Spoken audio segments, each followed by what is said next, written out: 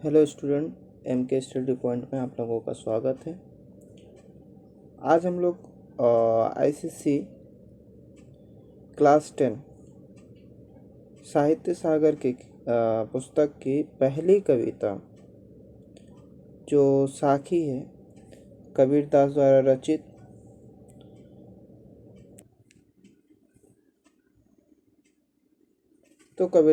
रचित, है और आज हम लोग वो पढ़ेंगे। सबसे पहले हम कविता को स्टार्ट करने से पहले सबसे प्रारंभ में हमें ये जानना ज़रूरी है कि साखी शब्द का अर्थ क्या है। कबीरदास ने साखी लिखा। वैसे तो कबीरदास निर्गुण भक्ति धारा के कवि हैं, तो इन्होंने साक्षी शब्द का उपयोग किया। तो यहाँ पर साखी जो शब्द है उसका अर्थ क्या है। साखी अगर देखा जाए तो शब्द संस्कृत के शब्द है। संस्कृत के शब्द साक्षी से ली गई है और साक्षी का ही ये अपभ्रंश रूप है। इसका अर्थ है गवाही, यानी साखी का अर्थ है गवाही। तो इसके माध्यम से कवि जो है मौजूद जो बुराइयां हैं समाज में या जो भी राहडंबर हैं, तो उन सभी को जो है गलत ठहराते हैं और गलत बताते हुए, गवाही देते हुए इस साखी के माध्यम से कहते हैं।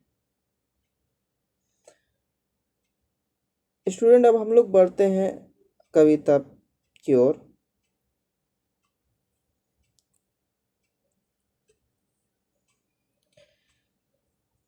साखी जो कबीरदास द्वारा रचित है।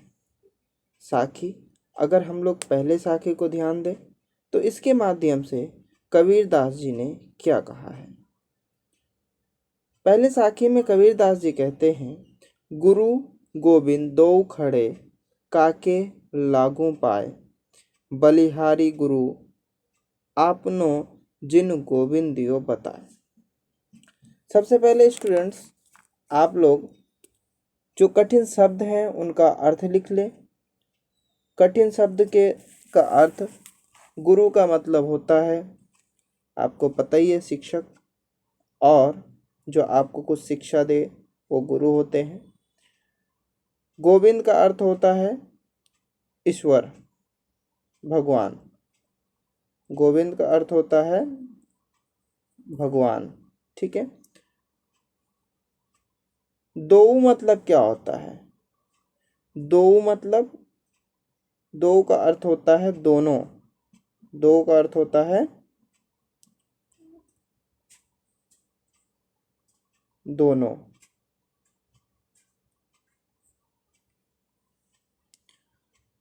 खड़े का अर्थ पता ही है आपको। काके लागू पाए, काके मतलब होता है किसके।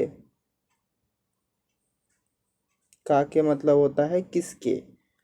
लागू पाए मतलब पैर लगूं, अर्थात सम्मान करूं। उसके बाद बताया गया बलिहारी। बलिहारी का अर्थ क्या है। बलिहारी का अर्थ होता है निछावर होना, उस पर क्या हो जाना, न्योछावर हो जाना, उस पर न्योछावर हो जाना।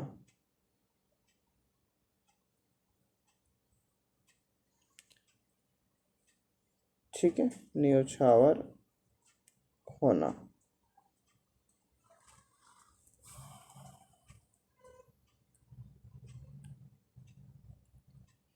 ठीक है।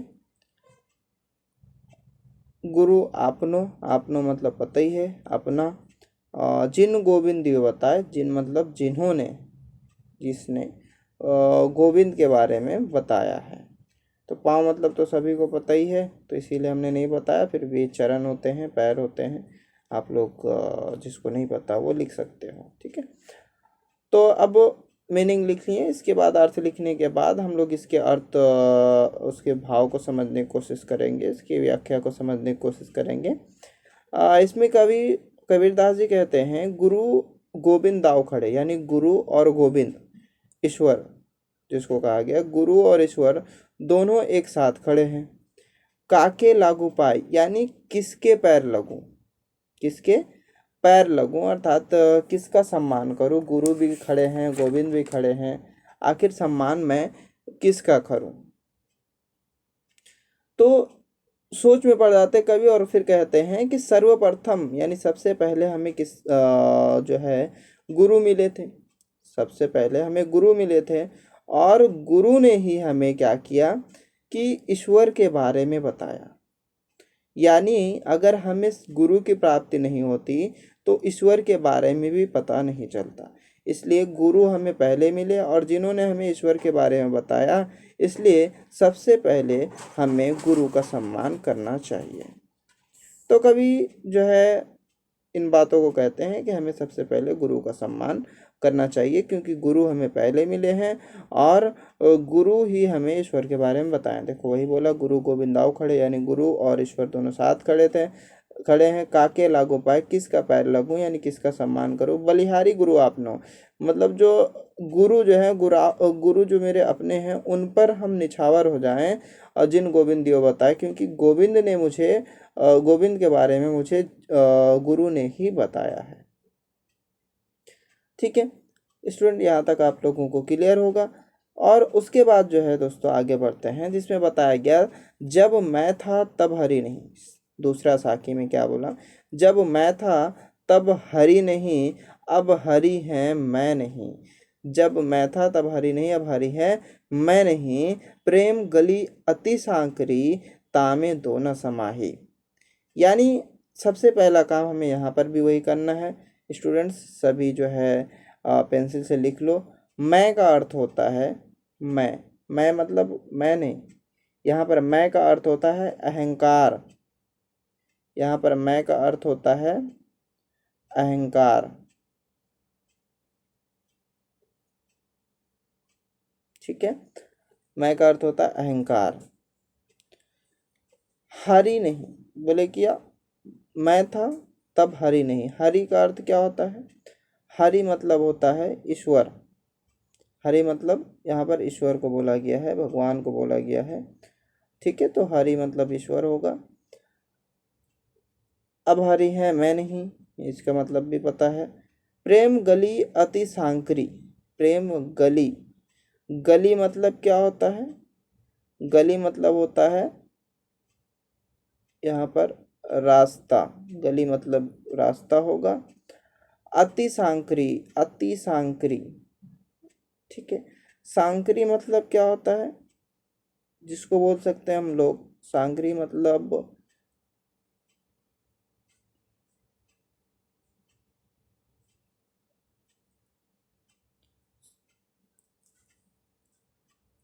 सांकरी मतलब हम लोग तंग बोलते हैं उसे। सांकरी का मतलब तंग होता है।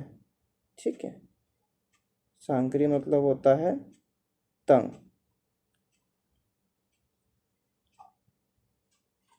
इसी के साथ से स्टूडेंट तामे का अर्थ क्या होता है, तामे दो न समाही। तामे का अर्थ क्या होता है, तामे का मतलब होता है कि उसमें तामे का मतलब होता है जिसमें दो नहीं समा सकते। ठीक है, तो यहाँ पर लिख सकते हैं आप लोग।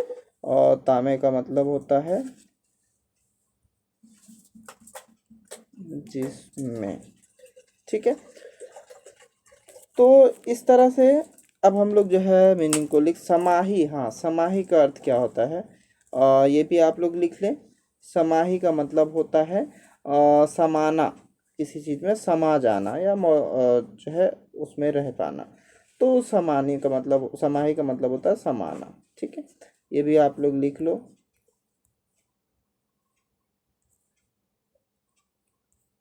जगह कम पड़ गया, ठीक है, खैर लिखा गया। तो समाही का मतलब होता है समाना। खैर स्टूडेंट अब यहाँ पर अब हम लोग समझने की कोशिश करते हैं। बोला क्या गया कि जब मैं था तब हरि नहीं, अब हरि है मैं नहीं। यानी मैं मतलब अहंकार, जब मेरे अंदर अहंकार थी, बुराई थी। अभी अहंकार क्या होता है, मैं कभी कभी ना हम लोगों के अंदर एक ऐसी बात होती कि मैं जो कर सकता हूँ वो कोई नहीं कर सकता। तो यहाँ पर वही मैं है, यानी मैं जो कर सकता हूँ, ये मेरे अंदर की घमंड है।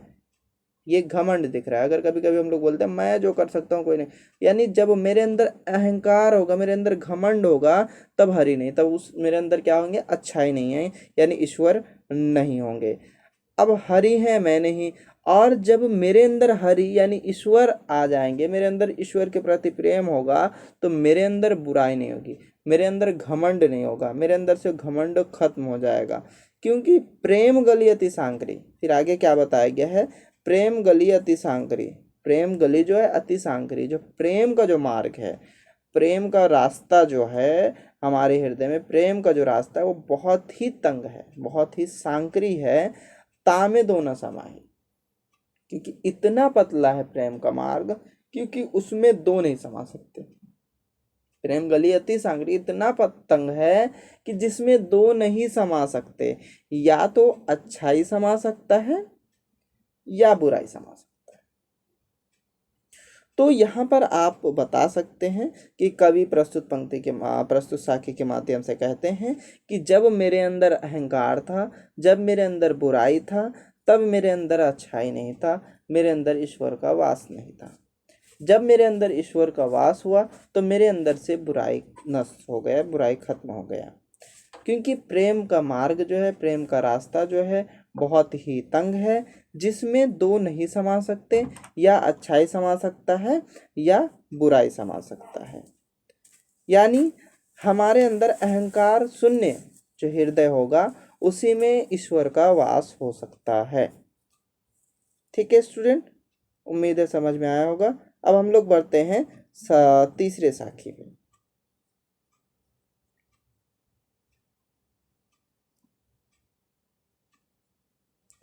तीसरे साखी में बताया गया, कांकर पाथर जोरी के मस्जिद लाई बनाई, ता चढ़ी मुल्ला बाग दे क्या बहरा हुआ खुदाया।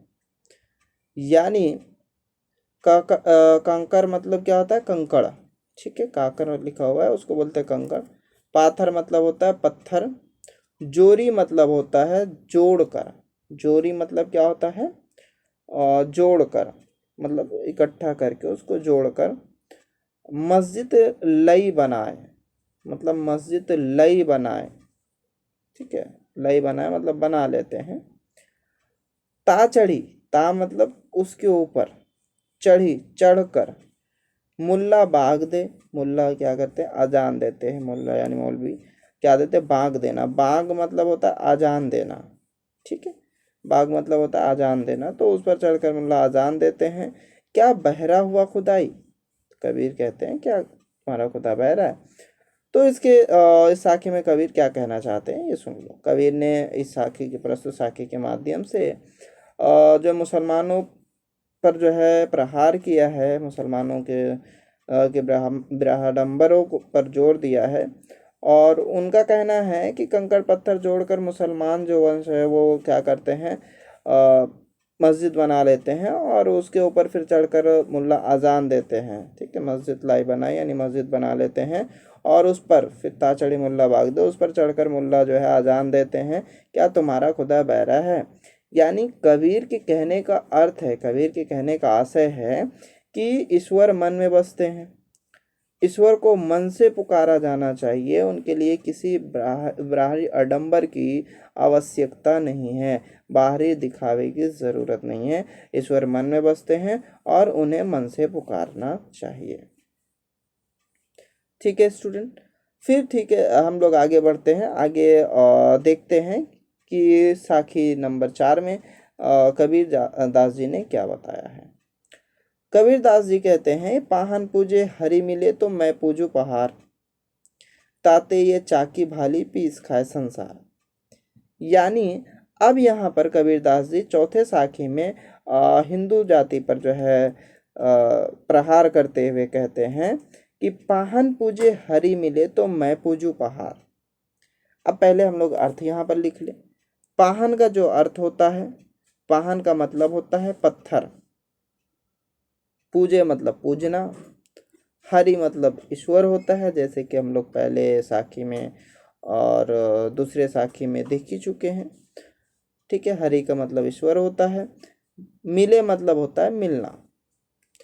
तो मैं पूजू पहाड़, तो मैं क्या करूं, पहाड़ पूजूं। पहाड़ मतलब क्या होता है, यहाँ पर पहाड़ को पहाड़ कर देना बस। पहाड़ मतलब होता है पहाड़। ठीक है, ओके। ताते ये चाकी भाली, ताते ये चाकी भाली। ताते मतलब क्या, जिससे तुलना किया गया, पत्थर और पहाड़ से तुलना करके ताते ये चाकी भाली। ताती मतलब जिससे, और चाकी मतलब क्या होता है, पत्थर की बनी हुई जो चक्की है उसको कहते हैं चाकी। ठीक है, जिसे गांव में लोग जो है पीस कर खाते हैं, अनाज पीसते हैं, आटा, ठीक है, गेहूँ चावल जो भी पीसते हैं तो पीस कर खाते हैं। पीस का संसार, पूरा संसार उसको पीस कर खा सकता है। तो कबीरदास जी चौथे पंक्ति में क्या कहते हैं, हम लोग व्याख्या पर ध्यान देते हैं। कबीर कहते हैं, पहाड़ पूजे हरि मिले, मैं पूजू पहाड़। कि अगर पत्थर पूजने से हमें भगवान मिल जाते हैं तो मैं पहाड़ पूजूंगा। अगर पत्थर पूजने से मुझे भगवान मिल जाते हैं तो कबीर कहते हैं मैं फिर पहाड़ पूजूंगा, क्योंकि पहाड़ तो पत्थर से कई गुना बड़ा है और बहुत ही ज़्यादा बड़ा है। हमें सारे भगवान की फिर प्राप्ति हो जाएगी। फिर आगे लाइन में कहते हैं, ताते ये चाकी भाली, ये पत्थर और ये पहाड़ से तो भला अच्छा चक्की है, पत्थर से बनी चक्की है, कम से कम उस चक्की से पूरा संसार अनाज पीस कर खा सकता है। तो कबीरदास जी बहुत ही मतलब कड़ा प्रहार करते हैं, ठीक है, हिंदू धर्म पर भी और उनके ब्राह्मणी आडंबर पर जो है, कि कबीरदास कहते हैं कि पत्थर नहीं पूजना चाहिए, इसको पत्थर पूजने से अगर भगवान मिल जाए तो मैं पहाड़ पूजूंगा, और इन दोनों से तो अच्छा चक्की है जो पत्थर से बनी हुई है, जिससे पूरा संसार अनाज पीस कर खा सकता है। ठीक है स्टूडेंट, फिर हम लोग आगे बढ़ते हैं और सबसे आखिरी और सबसे लास्ट पांचवा साखी है कबीरदास जी का। इस साखी के माध्यम से कबीरदास जी क्या कहते हैं हम लोग जानने की कोशिश करते हैं। सात समंद की मसी करो, लेखनीय सब बन राय, सब धरती कागद करो, हरि गुण लिखा न चाहे। यानी इस पंक्ति के माध्यम से कवि ईश्वर के गुण के बारे में बताते हैं कि ईश्वर का गुण इतना ज़्यादा है कि उनके गुण को कभी भी लिखना संभव नहीं है, यानी उनके गुण को लिखना असंभव है। तो उनके गुण के बारे में ही इस पांचवें साखी में कहते हैं। कबीरदास कहते हैं, सात समंद, समंद मतलब होता है समुद्र, समंद मतलब होता है समुद्र, कि मसी करो, मसी करो। मसी मतलब क्या होता है, मसी जिसको कहते हैं इंक, इंक जिसको कहते हैं स्याही। ठीक है, मसी मतलब होता है इंक यानी स्याही। तो सात समंद की मसी करो, लेखनीय सब बन रहा है। सात समंद की मसी करो, लेखनीय सब बन रहा है।